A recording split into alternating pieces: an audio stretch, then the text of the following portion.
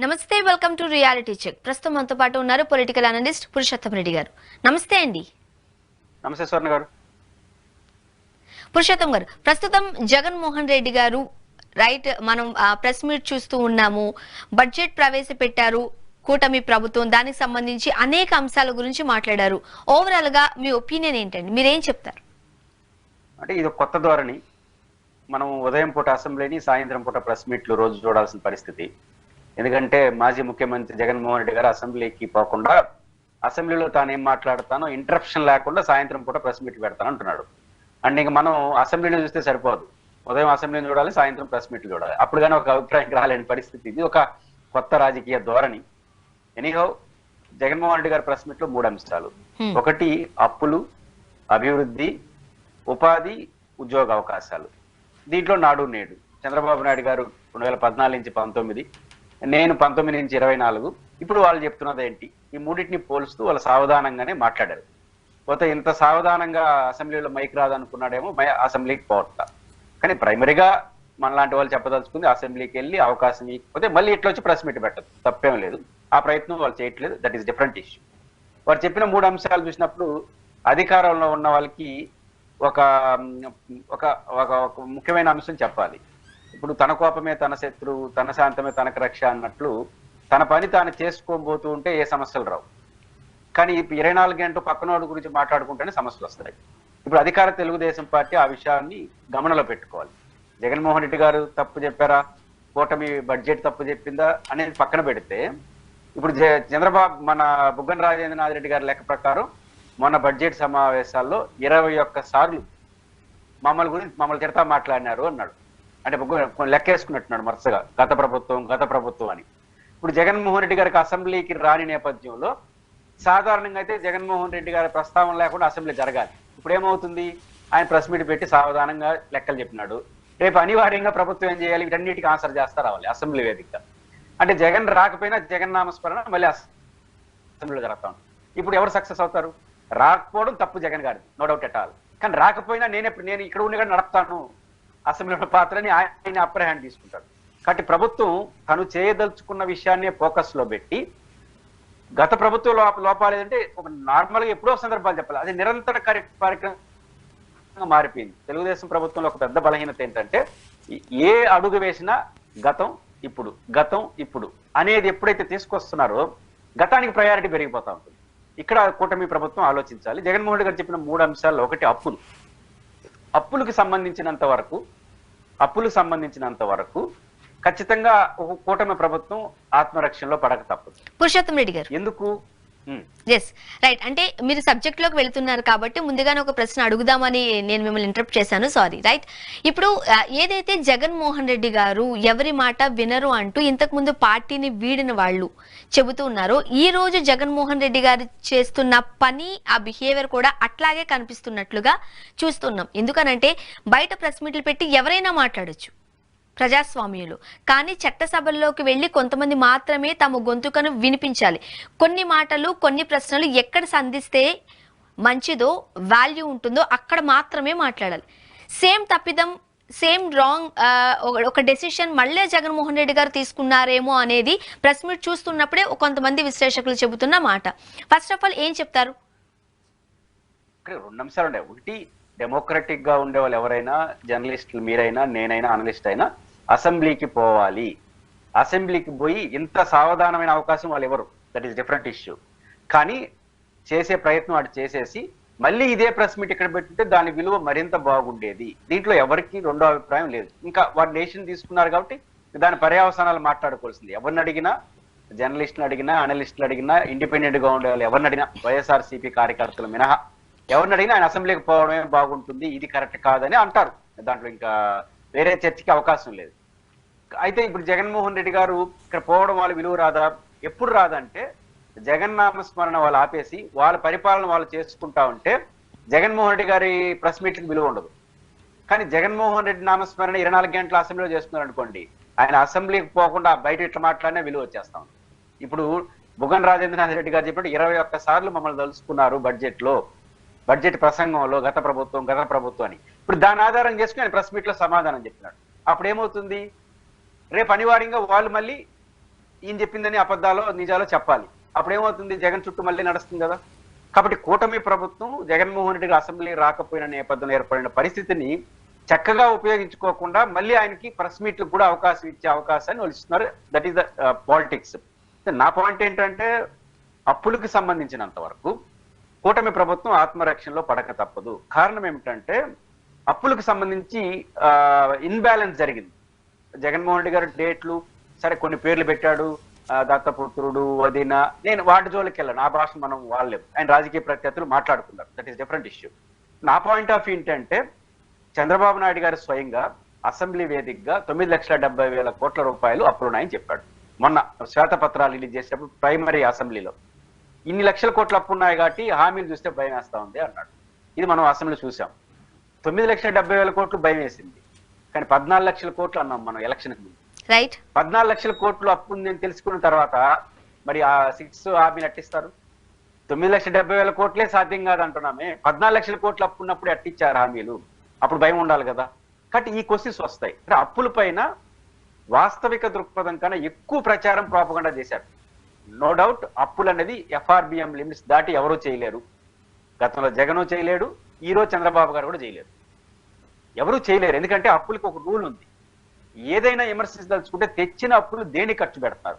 Priority రంగాల, non priority రంగాలని విమర్శ ఏదైనా జగన్ మీద చేయొచ్చేమో కానీ అప్పులు ఎట్టబడితే ఎట్ట చేసేస్తున్నాడు అనేది మాత్రం సాధ్యం కాదు.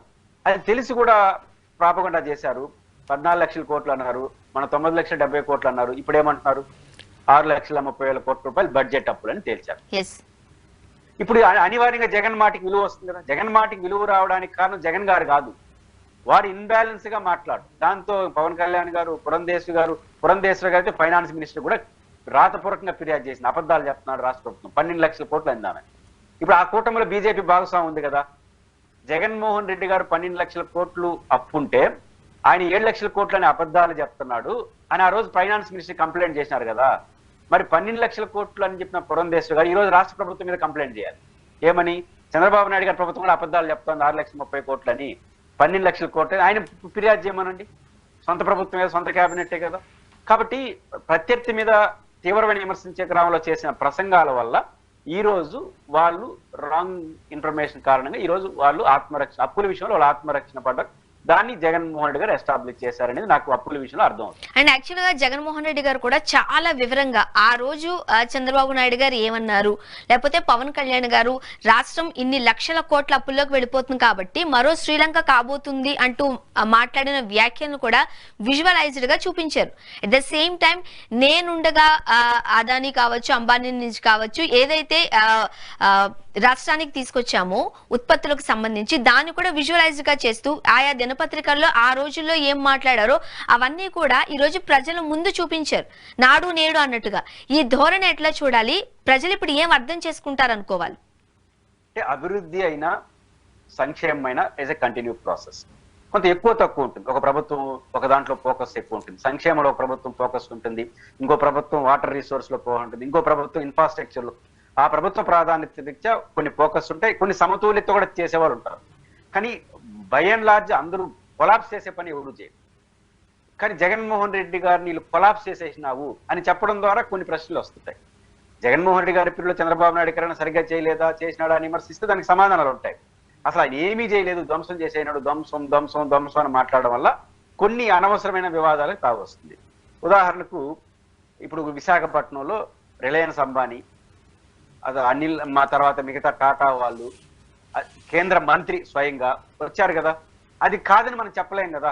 వాళ్ళు వచ్చారు, కొన్ని అనౌన్స్మెంట్లు చేసినప్పుడు అది కాదని. నేను తిరుపతిలో ఉంటాను, ఒక్క శ్రీ సిటీలోనే 22,000 కోట్ల రూపాయల పెట్టుబడులు వచ్చినాయి. ఒక్క శ్రీ సిటీలోనే జగన్మోహన్ రెడ్డి గారి పీరియడ్లో 22,000 కోట్ల రూపాయలు వచ్చాయి. ది బెస్ట్ ఎగ్జాంపుల్, చంద్రబాబు గారు అధికారంలోకి వచ్చిన విత్ ఇన్ 2 వీక్స్ అనుకుంటా, 2 వీక్స్ ఆర్ 3 వీక్స్ లో శ్రీ సిటీని సందర్శించారు చంద్రబాబు నాయుడు గారు. శ్రీ సిటీని సందర్శించి 5 కంపెనీలకి ఇనాగ్రేషన్ చేశారు, 5ో 3ో కంపెనీలకి. చంద్రబాబు గారు అధికారం వచ్చిన 2 వారాలకే కంపెనీలు ఇనాగ్రేషన్ జరుగుతాయా? గత ప్రభుత్వం ఎండ్ పాయింట్ లో ఒక ఫ్యాక్టరీ పెట్టాలంటే అనుమతులు, ఇన్ఫ్రాస్ట్రక్చర్, కట్టడాలు అవన్నీ సరికి 2 ఏళ్ళు పడుతుంది. 2 వారాలకి రిబ్బన్ కటింగ్ 3 కంపెనీలు చేశారంటే ఆ 3 కంపెనీలు జగన్ ఖాతాలు వేయాల్సిందే కదా. కాబట్టి పాయింట్ ఏంటంటే ఏమీ చేయలేదు జగన్ అనే తప్పు. ఉదాహరణకు కొప్పర్తిలో కొన్ని వచ్చినాయి, కాబట్టి కొన్ని వచ్చినాయి, ఎంత అనే దాంట్లో విభేదించవచ్చు. మేము బాగా ఇప్పుడు చంద్రబాబు గారి పీరియడ్లో కియా వచ్చింది, హీరో మోటార్స్ వచ్చాయి తిరుపతి జిల్లాలో, ఆయన పీరియడ్లో కూడా కొన్ని వచ్చినాయి. ఎక్కువ తక్కువ ఉండొచ్చు కానీ ధ్వంసము విధ్వంసం ఇట్లాంటి మాట్లాడడం వల్ల ఏమైందంటే ఇప్పుడు ఆయనకి పాయింట్ దొరికింది. ఇప్పుడు సింపుల్ లాజిక్, ఇప్పుడు 20 కోట్ల 30 కోట్ల ఎవరు వాదనలు చేయొచ్చు. సింపుల్ లాజిక్, అధికారంలోకి వచ్చిన 2 వారాలకే శ్రీ సిటీలో 3 కంపెనీలు చంద్రబాబు నాయుడు గారు రిబ్బన్ కటింగ్ చేశారు. ఎట్లా సాధ్యమైంది అది? ఆ 3 కంపెనీ ఏమీ రాకపోయినా ఆ 3 కంపెనీలైనా జగన్ వేయగలం, ఒక 2000 కోట్లు 3000 కోట్లు. కాబట్టి అత్యుత్సాహమై ఒక వ్యక్తిని విమర్శించడం కోసం అసలు ఏమీ లేదని చెప్పడం ద్వారానే ఇప్పుడు ప్రభుత్వం ఇవన్నీ చేసినా జగన్మోహన్ గారు సార్ జగన్మోహన్ గారిలో కొన్ని ఇన్ఫ్రాస్ట్రక్చర్ ఉన్నాయి, కానీ ఆయన ఫోకస్ మేజర్ గా సంక్షేమం పట్ల ఉన్నారు. చివరి రోజుల్లో ఇన్ఫ్రాస్ట్రక్చర్ పైన పెట్టాడు. అది మెటీరియల్ కాలం, ఇంకా మెడికల్ కాలేజీలు కావచ్చు, పోర్టులు కావచ్చు, అవి చివరి దశకు వచ్చినాయి. అంటే 1 year 1.5 year ముందు స్టార్ట్ చేసినాడు. కానీ ప్రారంభం నుంచి ఫోకస్ గా సంక్షేమ పథకం అంటే ఆయన సంక్షేమ పథకం నేను కూడా చెప్తాను. ఇరిగేషన్ ఆయన విషయంలో జగన్మోహన్ రెడ్డి గారు నిర్లక్ష్యం చేశాడు.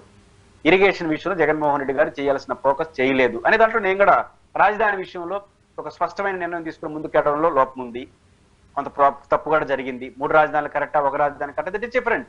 ఏదో ఒక లైన్ తీసుకుని పటపటా వెళ్లే ప్రయత్నంలో తటపటాయింపు ఉంది, రాజధాని విషయంలో తటపటాయింపు ఉంది, ఇరిగేషన్ ప్రాజెక్టు విషయంలో నాన్ ప్రయారిటీస్ ఉంది, సంక్షేమ పథకాలకు ఇచ్చినంత ఫోకస్ ఇన్ఫ్రాస్ట్రక్చర్ కూడా ఇంకొంచెం ఎర్లీగా ఇచ్చుంటే బాగుంటుంది. ఈ విమర్శలు చేయొచ్చు, మేము కూడా చేసాం.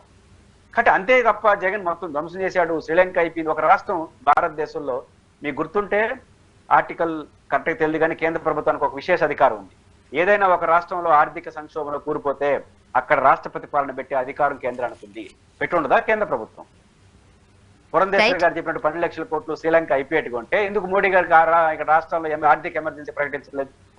కాబట్టి ఒక రాష్ట్రం ఇచ్చలుడిగా చేయలేదు, కానీ దానికి భిన్నంగా వాళ్ళు కొన్ని చెప్పారు కాబట్టి ఇప్పుడు ఆ ప్రశ్నలన్నీ జగన్మోహన్ రెడ్డి గారు రివర్స్ లో వేస్తారు. అండ్ ఆర్థిక సంవత్సరం క్లోజ్ అయ్యే 4 months ముందు ఈ బడ్జెట్ ప్రవేశపెట్టారు ఎందుకు అనేది కూడా జగన్మోహన్ రెడ్డి గారు చాలా సూటిగా ప్రశ్నిస్తున్నారు ప్రభుత్వాన్ని.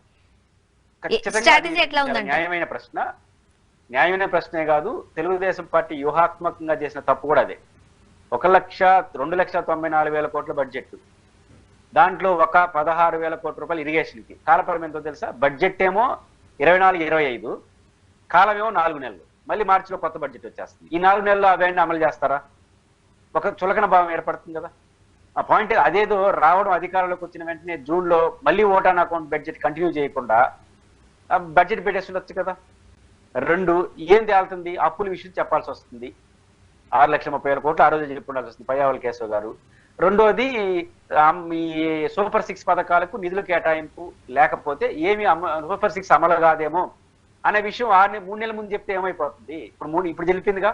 ఇప్పుడు సూపర్ 6 లో దీపం, సామాజిక పెన్షన్స్ మినహాయించి మిగిలిన అమలు కావు. అమ్మఒడి కానీ, అదేవిధంగా రైతు భరోసా కానీ, మహిళలకు 18 ఏళ్ళ నుంచి ఆడబిడ్డలకు 1,500 కానీ, నిరుద్యోగ వృత్తి, ఈ ఫోకస్ 4 పాయింట్లు ఈ సంవత్సరం అమలు కాదు. అది జూన్లో తెలిస్తే తప్పేంది, నవంబర్లో తెలిస్తే తప్పేంది? కాబట్టి ఆ రోజు ఓటాన్ అకౌంట్ బడ్జెట్ కూడా 8 నెలలకు ఫుల్ బడ్జెట్ పెట్టుంటే వాళ్ళకి గౌరవం ఉండేది. ఇప్పుడు 4 నెలలకు బడ్జెట్, సంవత్సరం బడ్జెట్ 2,94,000 చూసేదానికి కూడా ఇదేం అమలయ్యేదా సచ్చేదా అని అభిప్రాయానికి వస్తారు. కాబట్టి జగన్ గారు దాన్ని ఖచ్చితంగా మీ అప్పులు తేలుతుందని, సంక్షేమ పథకాలు నిధులు కేటాయించలేకపోతున్నారు అనే విషయాన్ని జగన్ గారు ఆ రోజు చెప్పాడు, ఈ రోజు చెప్పాడు. దానికి విలువ తెలుస్తుంది. విలువ తెలియడానికి కోసం జగన్ ఏదో నిజం చెప్పి కాదు, వాళ్ళు విచిత్ర వేషాలు వేయడం వల్ల వచ్చిన సమస్య ఇది. అండ్ ముఖ్యంగా కరోనా టైంలోనే మేము అధికారంలో ఉన్నప్పుడు జీడిపి వృద్ధి రేటు గురించి చాలా స్పష్టంగా మాట్లాడారు జగన్మోహన్ రెడ్డి గారు. ఇప్పుడున్న జీడిపి రేట్తో మనం కంపేర్ చేసుకున్నట్లయితే రైట్, ఎందుకంటే రాష్ట్రానికి జీడిపి వృద్ధి రేటుకు సంబంధించి చాలా కీలక అంశం అది, దాన్ని కూడా ప్రస్తావించారు జగన్మోహన్ రెడ్డి గారు. ఏం చెప్తారు? ఇక్కడ జీడిపి వృద్ధి రేటు వాళ్ళ పర్సంటేజ్లు ఈ పర్సంటేజ్ సాధారణ ప్రజలకు అర్థం కాదు. ఒక సాధారణ భాషలో మాట్లాడుకోవాలంటే కీన్స్ అనే అర్థశాస్త్రవేత్త ఉన్నాడు. ఆయన ఏమంటాడంటే ప్రభుత్వం పని చేయాల్సిన మొదటి పని ప్రజల చేతిలో డబ్బులు పెట్టండి అంటారు. ప్రజల జోబుల్లో డబ్బులు ఉంటే అదే అభివృద్ధి అంటాడు ఆయన. అభివృద్ధికి అనేక ఫైనాన్స్ మినిస్టర్ చెప్పారు. దివంగత జైపాల్ రెడ్డి గారు నోట్ల రద్దు అప్పుడు ఒక విలువైన మాట చెప్పినాడు.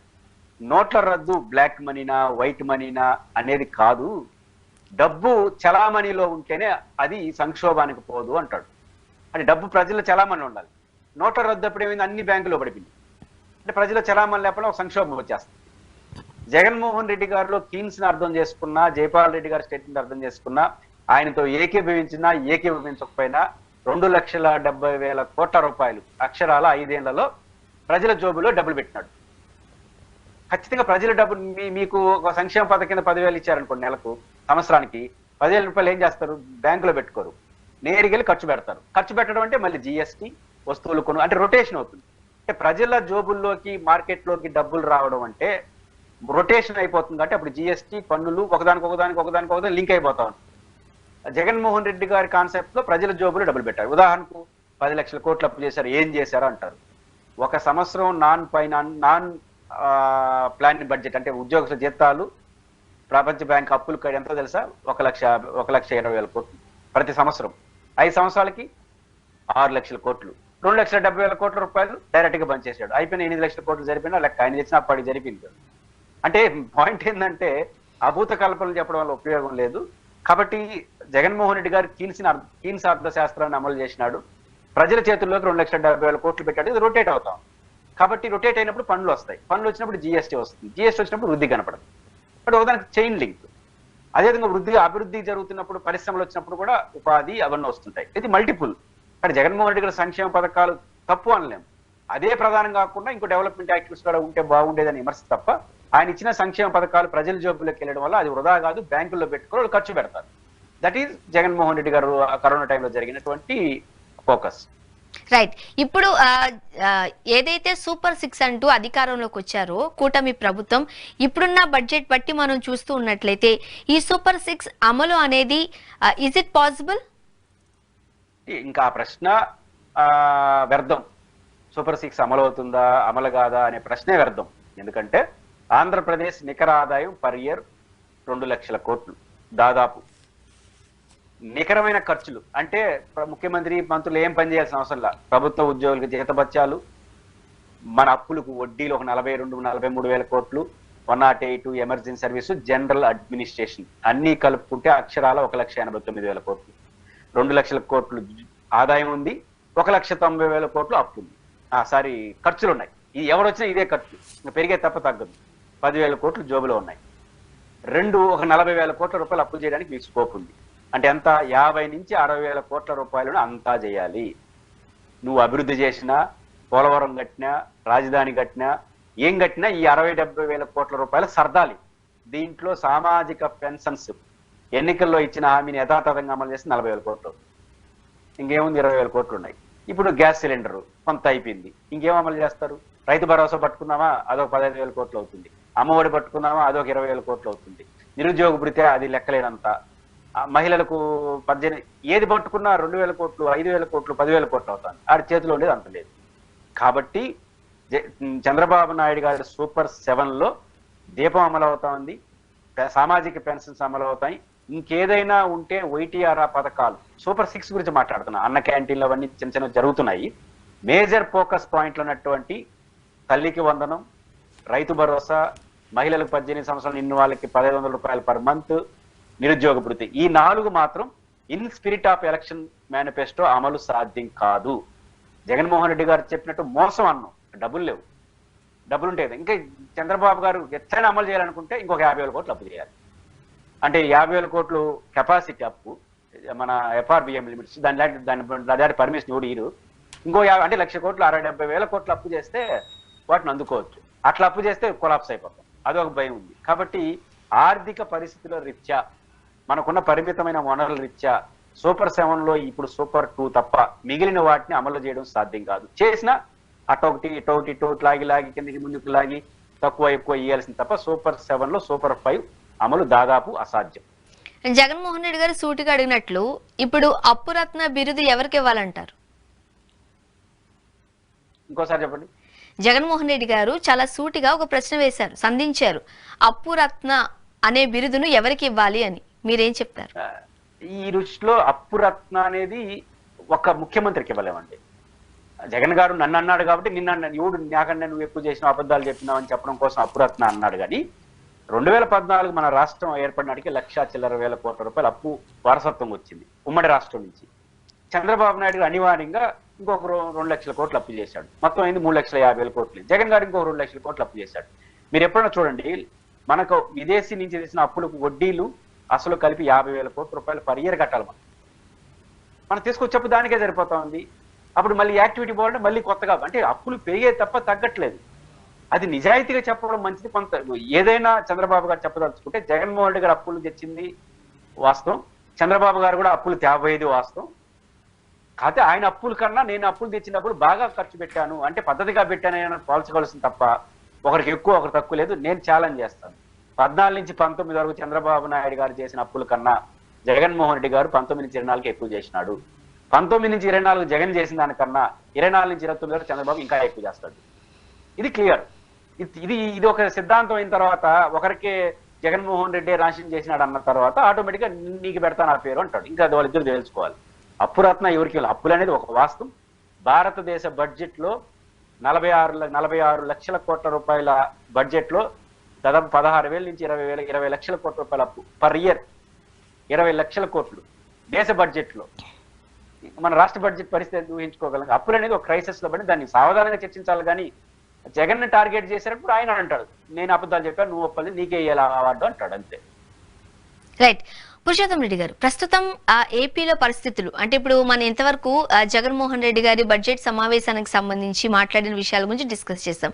సరే, కొద్దిసేపు మనం పక్కన పెడితే ఏపీలో ఒక గందరగోళమైన పరిస్థితిని మనం చూస్తున్నాం. ఎవరికైనా రాజకీయాల మీద అవగాహన ఉన్నప్పుడు ఎవరికి నచ్చినట్టు వాళ్ళు కొన్ని మాటలు మాట్లాడుతూ ఉంటారు. అది ఇద్దరు కలిసినప్పుడు మాట్లాడుకుంటారా, నలుగురు కలిసినప్పుడు ముచ్చటించుకుంటారా, లేదా బహిరంగంగా కెమెరాల ముందుకు వచ్చి మాట్లాడతారా, ఏదైనా కావచ్చు. ప్రజాస్వామ్యంలో వాక్కు స్వేచ్ఛ ఉంది కాబట్టి వాళ్ళు అనుకున్న మనోభావాలను బయటకు వ్యక్తీకరిస్తూ ఉంటారు కొంతమంది.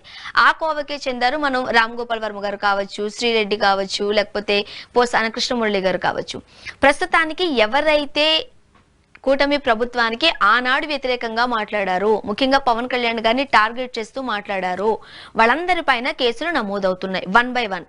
ఇక రేపటి నుంచి 1 by 1 అరెస్టుల పర్వం కూడా కొనసాగబోతోంది అంటూ మన వార్తలు చూస్తూ ఉన్నాం. ఫస్ట్ ఆఫ్ ఆల్ ఈ కేసుల గురించి, అరెస్టుల గురించి మీ అభిప్రాయం ఏంటి? మాట్లాడొచ్చా, మాట్లాడకూడదా? ఇక్కడ ఒకటి, వాక్ స్వాతంత్రం రాజ్యాంగం కల్పించిన హక్కు. రాజకీయ వ్యవస్థలో ప్రశ్నించడం, విమర్శించడం, ప్రతిస్పందించడం, ప్రతి ఆరోపణలు చేయడం రాజకీయాల్లో భాగం. ఇది కూడా హక్కుతో కూడుకున్నదే. అయితే సోషల్ మీడియా వచ్చిన తర్వాత ఈ స్వభావం పెరిగింది. ఇంతకుముందు ప్రధాన మీడియా ఛానల్లో వాళ్ళు పిలిచినోడే అనలిస్టు, వాడు కూర్చోబెట్టినోడే జర్నలిస్టు. ఇప్పుడు మనలాంటి వెబ్ ఛానల్స్, వ్యక్తిగతంగా మాలాంటి వాళ్ళు సొంతంగా నిర్వహించే ఫేస్బుక్లు వచ్చిన తర్వాత ఆనిముత్యాలు బయటకు వస్తున్నాయి. ఒక రకంగా గొప్ప గొప్ప వ్యక్తులు వస్తున్నారు, చాలా మంచి విషయాలు వస్తున్నాయి, ఎలాబరేట్గా వస్తున్నాయి, డెమోక్రసీ పరిడి వెళ్తా ఉంది. అయితే ఈ మాటలో కొంతమంది వ్యక్తులు తమకున్న రాజకీయ అభిప్రాయాలను వ్యక్తం చేయడం కాకుండా హద్దులు దాటి ప్రవర్తించే వాళ్ళు కూడా ఉంటారు. హద్దులు దాటి ప్రవర్తించే వాళ్ళని ప్రతి విమర్శ చేసే వాళ్ళని ఒక ఘాటును కట్టేది ప్రభుత్వాలు అది తప్పు చేస్తున్నాయి. ఇప్పుడు మీరు చెప్పిన పేర్లు శ్రీరెడ్డి గారు కావచ్చు, రామ్ గోపాల్ వర్మ గారు కావచ్చు, పోసాని గారు కావచ్చు, లేదా అనిల్ కుమార్ కావచ్చు, లేదా వర్రా రాఘవరెడ్డి అరెస్ట్ అయిన ఆయన కావచ్చు, వీళ్ళలో అందరూ గొప్ప వాళ్ళే కాదన్ను, కానీ కొన్ని హద్దులు దాటిన సందర్భాలు కూడా ఉంటాయి. పవన్ కళ్యాణ్కి వ్యతిరేకంగా ప్రెస్ మీట్ పెట్టడంలో పోసాని మురళీకృష్ణ గారు కావచ్చు, ఆర్జీవి గారు అయితే కమ్మరాజ్యంలో కడప రెడ్డి, ఇది యాక్సెప్టబుల్ కాదు. ఆయన తీసిన సినిమాలు కూడా యాక్సెప్టబుల్ కాదు. చులకన చేయడం, వెటకారం చేయడం, రాజకీయాల్లో వెటకారం ఒక భాగం, అది గౌరవప్రదంగా ఉండాలి. అది చులకనగా మారవద్దు, అవమానించే పద్ధతిలో మారవద్దు. రాఘగోపాల వర్మలో అది కనిపించింది. 1-2 సందర్భాల్లో పోసాని మురళీకృష్ణ గారు కూడా బ్యాలెన్స్ తప్పాడు. ఇంకా శ్రీరెడ్డి గారు అన్ని విషయాలు బాగా మాట్లాడతారని బూతులు వస్తున్నాయి, అటాక్ చేయడం. ఇట్లాంటి అనిల్ కుమార్ అయితే హద్దులు పూర్తిగా దాటినాడు. ఈ వర్రారావుడు కొంత ఇట్లాంటి వాళ్ళ పట్ల చట్టం అనుమతించిన మేరకు చట్టపరమైన చర్యలు తీసుకుంటే ఎటువంటి తప్పు లేదు. అయితే ఇదే తప్పులు ఇతరులు కూడా చేస్తున్నప్పుడు వాళ్ళ పట్ల కూడా అదే పద్ధతిని పాటించాలి. మీరు as a Shravani as journalist తప్పు మాట్లాడినప్పుడు మీ మీద కేసు పెట్టినప్పుడు, నేను తప్పు మాట్లాడినప్పుడు నా మీద కేసు పెట్టకపోతే ఎట్లా? ఇక్కడ ఇంకొక యాంగిల్లో కూడా మనం మాట్లాడదాం. ఇప్పుడు ఎవరైతే మనము ఆర్జీవి గారు కావచ్చు, పోసాని కృష్ణమురళి గారు కావచ్చు, శ్రీరెడ్డి గారు కావచ్చు, వీళ్ళు సినిమా ఇండస్ట్రీకి చెందిన వ్యక్తులు, రైట్? సో వాళ్ళకున్న మనోభావాలు, లేకపోతే వాళ్ళ అంతరంగంలో ఏమనుకుంటున్నారో వాళ్ళకి నచ్చిన ధోరణిలో మీరు అన్నట్టు ఆ లిమిట్ ని క్రాస్ చేసిన సందర్భాలు, ఆ మాటలు వినకూడని మాటలు కూడా ఉన్నాయి మీరు అన్నట్టుగా, రైట్? కాకపోతే ఇప్పుడు వైఎన్ఆర్ గారు కావచ్చు, తెరకపల్లి గారు కావచ్చు, సాయి గారు కావచ్చు, అలా కొంతమంది ఇండిపెండెంట్ వర్కింగ్ జర్నలిస్టులు ఉన్నారు. మనం చూస్తున్నాం. ఖచ్చితంగా ఒక జర్నలిస్ట్ అనే వ్యక్తి సమాజంలో జరుగుతుంది పార్టీలకు అతీతంగా క్వశ్చనింగ్ చేస్తూ ఉంటారు. సో వాళ్ళ గొంతుకులు కూడా నొక్కే ప్రయత్నంలో భాగంగా కేసులు నమోదవుతున్నాయి, వాళ్ళను కూడా అరెస్ట్ చేస్తామంటున్నారు. రైట్. వీళ్ళ దగ్గర ఉన్న కేసులకు సంబంధించి కావచ్చు, అరెస్టులకు సంబంధించి కావచ్చు, ఇది సెపరేట్ యాంగిల్ గానే మనం చూడాలి. దీన్ని ఎట్లా చెప్తారు మీరు? ఇక్కడ మీరు మొదట అడిగిన ప్రశ్నలో వేరు, అంటే అసభ్యంగా ప్రవర్తించే వాళ్ళు, హద్దులు దాటి మాట్లాడే వాళ్ళు, ఎవరు మాట్లాడినా ఏ పార్టీ వాడు మాట్లాడినా ఖచ్చితంగా ఖండించాలి, దానిపైన చర్యలు తీసుకోవాలి. పార్టీలు చూడకూడదు, తప్పు చేసిన వాళ్ళు తప్పును చూడాలి. That is different issue. ఇప్పుడు మనం పర్టికులర్ గా వైఎన్ఆర్ గారు, మన ఈహా ఛానల్ కి సంబంధించి కావచ్చు, వైఎన్ఆర్ జర్నలిస్ట్ కావచ్చు, మీరు చెప్పిన రామ్నాథ్ కావచ్చు, సాయి గారు కావచ్చు, తెలకపల్లి రవి గారు కావచ్చు, అమీర్ కావచ్చు, ఇట్లా చాలా మంది ఏపీ మన గ్రేట్ ఆంధ్ర లాంటి వెబ్ ఛానల్స్ కావచ్చు, వీళ్ళు ఏ రోజు హద్దులు దాటినట్టు నేను చూడలేదు. పర్టికులర్ గా మన ఛానల్లో మనం కూర్చుంటున్నాం కాబట్టి ఇది ఎట్లా వచ్చింది ఈ సమస్య? ఎవరో ఒక మన రవీంద్ర అనే అతను కన్ఫ్యూషన్ స్టేట్మెంట్ లో ఒక 20-30 ఛానల్ పేర్లు చెప్పినట్టుగా వాళ్ళ డ్యూటీ ఏంటంటే వైఎస్ఆర్ పార్టీ వాళ్ళు కంటెంట్ ఇస్తారు, వీళ్ళు దాంట్లో ప్రొజెక్ట్ చేస్తూ ఉంటారు. ఏదది పవన్ కళ్యాణ్ గారిని, లోకేష్ గారిని, చంద్రబాబు గారిని అభ్యంతరకరంగా వాళ్ళ కుటుంబ సభ్యులపైన మాట్లాడినట్టుగా. ఇంతకుముందు మనం ప్రశ్నించినప్పుడు వాళ్ళు అలా మాట్లాడుండొచ్చు, వాళ్ళపైన చర్యలు తీసుకోండి, తప్పేం లేదు. అదే సందర్భ టైంలో ఇతరులు రోజా గారిని వీళ్ళని మాట్లాడుతున్న వాళ్ళని కూడా పైన చర్యలు తీసుకోవాలి, అది రెండు చేయండి. కానీ ఇది డిఫరెంట్ ఇష్యూ. ఇక్కడ వీళ్ళ పేర్లు నేను కూడా ఆశ్చర్యపోయినాను. ఇంతటికి అంత టెన్షన్ లో ఉన్న వ్యక్తి ఆ 30 పేర్లు నాకు కూడా తెలియదు. ఇప్పుడు కూడా మీరు గబక్కన 30 పేర్లు 15 పేర్లు చెప్పండి, నేను చెప్పలేను. ఇంత సీనియర్ గా అనలిస్ట్ గా ఉండి నాకు 100 మంది పేర్లే తెలుసు. 30 పేర్లు అతను అరెస్ట్ ఎంత బాగా చెప్పినాడు, సాధ్యమా అసలు అనేది ఒక అనుమానం వస్తుంది. అసలు నిజానికి అది కన్ఫ్యూజ్ స్టేట్మెంటా కాదు, సోషల్ మీడియాలో వైరల్ అవుతాం కాబట్టి మనం మాట్లాడుతున్నాం. అయితే వైఎన్ఆర్ గారికి సంబంధించి కానీ మనలాంటి నేను దాదాపు 1 ఇయర్ గా నేను ఈ ఛానల్లో పార్టిసిపేట్ చేస్తున్నాను. యాజ్ ఏ జర్నలిస్ట్ గా మీలాంటి వాళ్ళు కూర్చున్నప్పుడు, ఏ జర్నలిస్ట్ అయినా వైఎన్ఆర్ గారితో సహా, నాలాంటి అనలిస్ట్ వచ్చిన సహా ఎక్కడ కూడా అదుపు తప్పకుండా చాలా బ్యాలెన్స్డ్ గా మాట్లాడారు. మధ్యలో ఎవరైనా అదుపు తప్పే ప్రయత్నం చేస్తుంటే అనలిస్ట్ ప్లేస్ లో ఉండేవాళ్ళు ఖచ్చితంగా ఖండించారు, కట్ చేసేసారు కూడా లైవ్ ని. అంత హుందాగా నడుపుతున్నటువంటి వెబ్ ఛానల్స్ పైన అసలు అలా అతను చెప్పుండొచ్చేమో నాకు తెలియదు, అది వీళ్ళే రాసుకున్నారో నాకు తెలియదు, సంతకం పెట్టాడో లేదు తెలియదు. ఏదైనా సరే ఇట్లాంటి చర్చ తేవడం సరైనది కాదు. దీనివల్ల ప్రభుత్వానికి నష్టం వస్తుంది. ఎందుకంటే ఇప్పుడు ఇంతకుముందు మనం ప్రస్తావించిన పేర్లని అరెస్టు చేసిన, చట్టపరంగా శిక్షించిన నేను కూడా వాళ్ళు తప్పు చేశారని చెప్పాను. కానీ పద్ధతిగా ఉండే వాళ్ళని కూడా మీరు ఈ ఘాట్లో కట్టేస్తే వాళ్ళు సేఫ్ అవుతారు. ఫస్ట్ వాళ్ళకి బలం చేకూరుస్తుంది. మీరు ఎవరైతే టార్గెట్ చేయాలనుకుంటారో వాళ్ళకి బలం వస్తుంది, అందరినీ కొట్టేస్తున్నారని. కాబట్టి పద్ధతిగా ఉండే వాళ్ళు రెండో అంశం, ఇక్కడ వైఎన్ఆర్ గారు ఎట్లా ప్రవర్తిస్తాడో, మన ఛానల్ ఎట్లా ప్రవర్తిస్తుందో మనం చెప్పాం. ద సేమ్ టైం రాజకీయ వ్యవస్థలో అరిస్టాటిల్ అంటాడు, మనిషి సంఘజీవి మరియు రాజకీయ జీవి అంటాడు. అంటే ప్రతి మనిషికి, మీకు నాకు, మనం అంతా ఓటర్స్, మనకంటూ ఒక రాజకీయ అభిప్రాయాలు ఉంటాయి.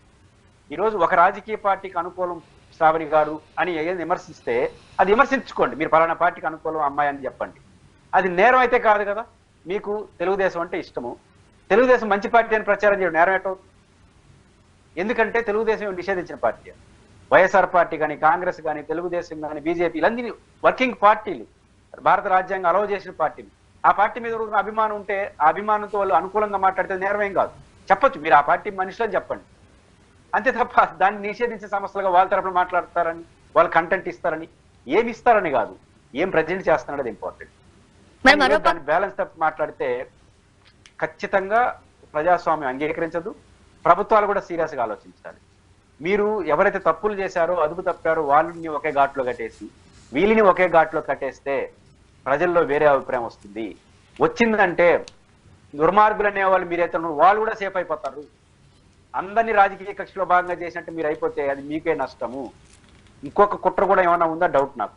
ఈ మధ్యకాల ప్రధాన మీడియా వాళ్ళ హెడ్డింగ్ పెడితే సైకోలు అని పెడుతున్నారు. మనం ఎట్టున్నాం, సాయంత్రం 7 నుంచి 9, తెల్లారితో 7 నుంచి 8, 9 వరకు ఆ డిబేట్లు చూస్తుంటే యాంకర్లే తిడుతున్నారు, అనలిస్టులే బూతులు తిడుతున్నారు, వాడిని కొట్టేస్తాం వీని కొట్టేస్తాం అని. అది సోషల్ మీడియాలో బాధ్యత లేని వాళ్ళకి మనకేమి తేడా ఉండట్లేదే. డిబేట్లో కూర్చొని యాంకర్లు, ఎడిటర్లు వాళ్ళే బూతులు తిడుతున్నారు, వాడి సంగతి తెలుస్తా, వీడి సంగతి తెలుస్తా అని మాట్లాడుతుంటుంటే, అనలిస్ట్ అట్లా మాట్లాడుతుంటే ఎంకరేజ్ చేస్తూ ఉంటే, వాళ్ళు కూడా మనలాంటి ఛానల్కి, సోషల్ మీడియాకి నీతులు చెప్తే ఎట్లా? ఈరోజు అంతో ఇంతో సోషల్ మీడియాస్ మనలాంటి వెబ్సైట్లు బతుకున్నాయి కాబట్టి డెమోక్రసీ ఉంది. లేకపోతే అన్ని ఒక్కొక్క రాజకీయ మనకు రాజకీయాలు వద్దంటారు, వాళ్ళు మాత్రం ఒక్కొక్క రాజకీయ పార్టీని ఎత్తినేసుకుంటారు. ఇప్పుడు ఏ ఛానల్కి ఏ రాజకీయ పార్టీని ఎత్తినలేదు చెప్పండి. కాబట్టి రాజకీయాలను ఎత్తినేసుకొని పనిచేసే మీడియా కూడా పద్ధతిగా పనిచేసే వాళ్ళకి వస్తారు. కానీ రాష్ట్ర ప్రభుత్వం నేను చెప్పే విజ్ఞప్తి సలహా ఏదన్నా అనుకోండి, కానీ మీరు తప్పు చేసిన వాళ్ళ పట్ల కఠినంగా ఉండండి. మీతో విభేదించే వాళ్ళని రాజకీయంగా విభేదించండి, కానీ వాళ్ళు కూడా ఒక ఘాట్లో కట్టేసి ఇట్లాంటివి చేస్తే మాత్రం అనవసరంగా ప్రభుత్వమే నిందలు భరించాల్సి వస్తుంది. అందుకు మేము సిద్ధం అనుకుంటే మనం చేయగలిగింది అంటే. మరి మరోపక్క ఒక ప్రముఖ టీవీ ఛానల్లో ఒక కమెడియన్ ఆర్టిస్టులుగా పేరు తెచ్చుకున్న కిరాకార్పి గారు కావచ్చు, లేకపోతే హైపరాది గారు కావచ్చు, వాళ్ళు కూడా హద్దులు మీరి మాట్లాడుతున్న మాటలు మనం వింటూనే ఉన్నాం. మరి వాళ్ళకి సంబంధించి ఎటువంటి కేసులు నమోదు కావట్లేదు, వాళ్ళకి సంబంధించి ఎటువంటి పరిమితులు పెట్టట్లేదు, వాళ్ళని ఎవరు ఆపట్లేదు, వాళ్ళని ఎవరు అరెస్టులు చేయబోతున్నారంటూ వార్తలు రావట్లేదు. అంటే లేయర్స్ చూద్దామని కొంతమంది అభిప్రాయం. ఇలాంటి పెద్దలు అనలిస్టులు చెబుతున్న మాట, ఒక సీనియర్ జర్నలిస్టులుగా 20-30 ఏళ్ల నుంచి జర్నలిజంలో ఉండి మాట్లాడుతున్న వాళ్ళ పైన కేసులు నమోదవుతున్నాయి. ఒక ఏజ్ వచ్చి చాలా ఏళ్ల నుంచి రాజకీయాలను చూసి రాజకీయ అనుభవం కాస్త ఉన్న వాళ్ళు మాట్లాడుతున్న వాళ్ళపైన కేసులు నమోదవుతున్నాయి. ఈ కామెడీ ఆర్టిస్టులకు సంబంధించి అది ఏజ్ పరంగా కావచ్చు, అనుభవపూర్వకం కావచ్చు, చాలా ఇదిగా ఉన్నప్పుడు వాళ్ళకి సంబంధించి ఎటువంటి హద్దులు ఉండట్లేదే, దీన్ని ఎట్లా చూడాలి? రెండు అంశాలు ఉన్నాయి. బహుశా వాళ్ళ వైఖరి ఎట్టుందంటే, అప్పుడు మమ్మల్ని తిట్టిన వాళ్ళందరినీ మేము కేసులు పెడతాం, ఇప్పుడు మీరు తిట్టే వాళ్ళని మళ్ళీ వాళ్ళు వచ్చి జగన్ గారు వచ్చి కేసులు పెట్టాలి. ఇప్పుడు సిస్టమ్ చూస్తా అంటే తెలుగుదేశం ప్రతిపక్షంలో ఉన్నప్పుడు వాళ్ళని తిట్టారు కదా, వాళ్ళందరినీ మేము చూసేస్తాం. ఇప్పుడు వీళ్ళు జగన్ తిడుతున్నారు, ఇతరులు తిడుతున్నారు కదా, వీళ్ళందరినీ జగన్ చూడాలి మళ్ళీ వచ్చి. ఈ ప్రజాస్వామ్యం అడిగిపోతుంది. కాబట్టి ఈ ధోరణి మారాలి, ఫస్ట్ పాయింట్. రెండో పాయింట్ ఏంటంటే, ఇప్పుడు రోజు ఏం చేస్తారు సోషల్ సైకోలు, వర్రా రవీందర్ రెడ్డి, ఎస్ ఖచ్చితంగా ఆ పదాలు నేను పక్కన పెడతాను, కానీ హద్దులు దాటారు. హద్దులు దాటిన పైన రోజు డిబేట్లు పెడతారు, మంచిదే. ఆ డిబేట్లలోనే హద్దులు దాటి వాళ్ళు తిప్పుతున్నారు, వాళ్ళని జగన్ని వాళ్ళని వీళ్ళని ఎచ్చలొడి తిడుతున్నారు.